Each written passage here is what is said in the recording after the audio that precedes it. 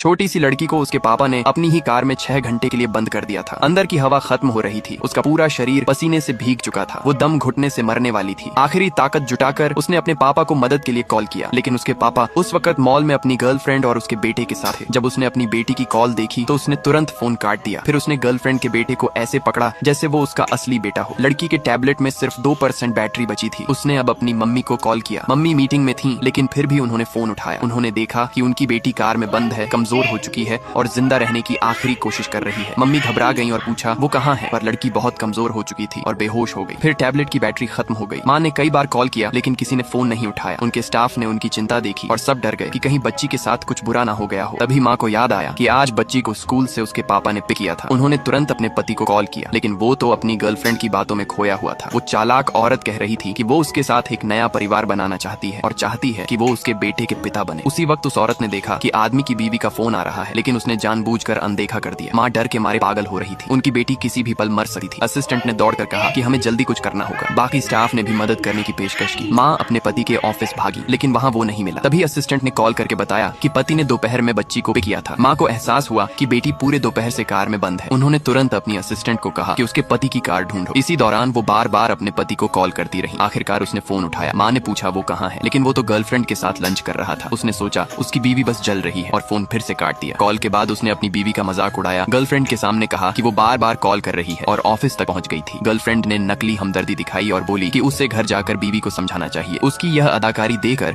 वो आदमी और भी उसके प्यार में डूब गया। उसने कहा अगर मैं तुम्हारी बीवी होती तो तुम्हें कभी कुत्ते की तरह बांध कर नहीं रखती। ये सुनकर आदमी और गुस्से में आ गया। तभी उसकी बीवी का फिर कॉल आया। वो फट पड़ा, बोला कि बच्ची का बहाना बनाकर उसे कंट्रोल करने की कोशिश मत कर। यहाँ तक कह दिया कि अगर वो आज मर भी जाए तो नहीं बताएगा कि वो कहाँ है, और फिर फोन काट दिया। बीवी उसकी इस बात से हिल गई। उसने कसम खाई कि अगर उनकी बेटी को कुछ हुआ तो वो उसे कभी माफ नहीं करेगी। लेकिन वो आदमी तो अपनी गर्लफ्रेंड और उसके बेटे के साथ नया परिवार बसाने का वादा कर रहा था। उसे अपनी बेटी याद ही नहीं थी जो कार में दम तोड़ रही थी। बीवी उसे ना पाकर घर भागी। उसने सास से पूछा कि उसका बेटा कहाँ है, लेकिन बूढ़ी औरत ने उसे डांट दिया। बोली कि तू तो बस काम में लगी रहती है, बच्चे की परवाह कभी की नहीं। अब जब हाल बुरा हो गया है तो नाटक कर रही है। बीवी ने उसकी बात अनसुनी की और बोली कि अपने बेटे को तुरंत कॉल करो, बच्ची कार में बंद है और खतरे में है। लेकिन सास को परवाह ही नहीं थी। उसने कहा अरे कार में पानी और हवा है, कुछ नहीं होगा। ऊपर से बोली कि तू तो बस मुझे एक मोटा तगड़ा पोता दे, उसी पर ध्यान दे। ये सुनकर बीवी गुस्से में जड़ हो गई। उसे नहीं पता था कि उसकी बेटी अब हवा के बिना मौत के बिल्कुल करीब